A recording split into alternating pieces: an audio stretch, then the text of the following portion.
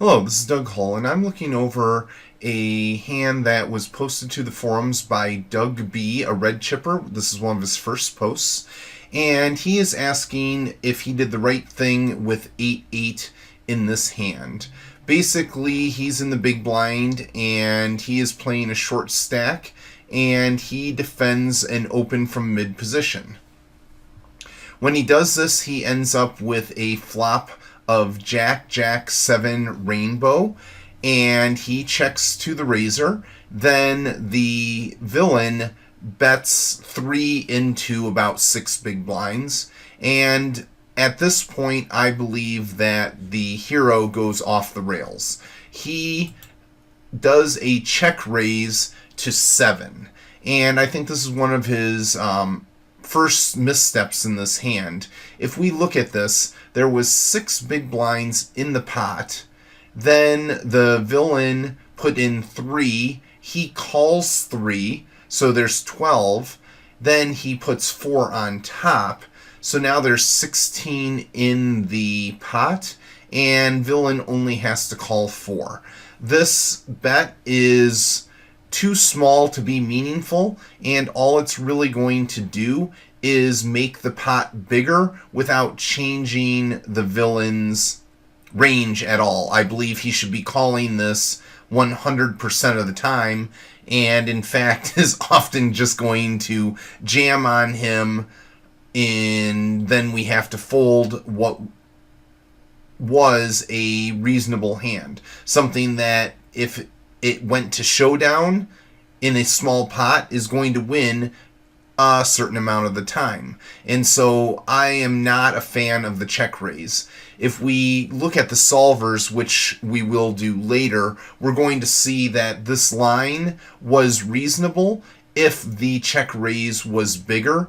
It was more of a mixed strategy where he could check call or he could check raise bigger. But I think this small raise size only bloats the pot. Okay, then on the turn, when a brick comes, he fires out about a half pot bet. And now he is definitely off the rails into spewy territory. There are 2 different ways that I looked at this. With the solver, where the solver was allowed to have a larger check raise size, once called, you've already collected all of your fold equity from the random overcards that do have significant equity on you if they get to showdown. And if those have already folded, then the second barrel is just spewy.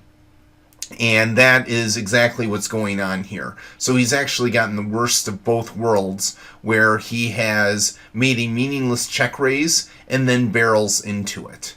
And then he asks what he should do on the river. And at this point, we're so far off the rails as far as good play goes that I don't really care what he does on the river. I basically would check fold if I had gotten to this point, because I think all of the non-robust equity that a pair of 8s has on this flop and turn and eventual river has disappeared because of his aggression. And so I wouldn't do that. If we look here at the solvers, what I've done, set up a set of ranges. What we have is the ranges out of Ed Miller's The Course. And so we are in the big blind. We act first, and we're going to have a range like you see here in range 1. And we're going to say the villain has a range to open in mid position that looks something like range 2. So that's great. And we're going to be checking 90% of the time out of position like this. And we see that 9-9 is basically always a check here. We can see that right there. So that is fine that we checked. I like that.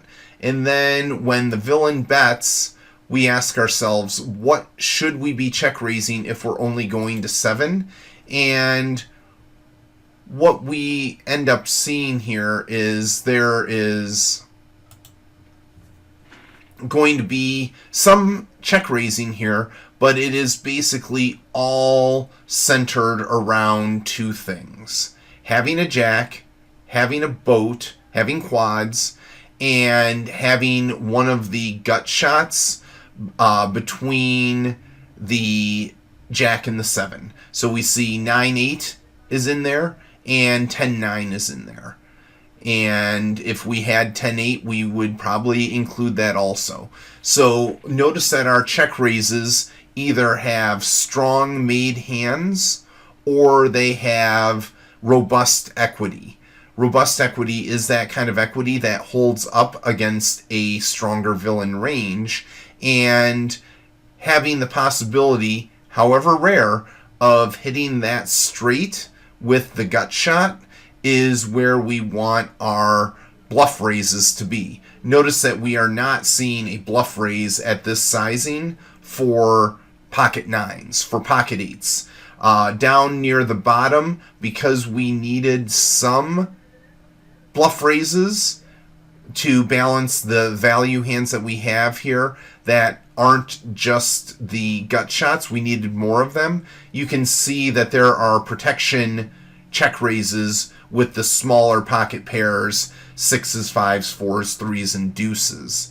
So I can kind of see why he was tempted with 9-9 to make that check raise if he was thinking of it as a protection bet check raise, but there are other hands that are just better in this situation.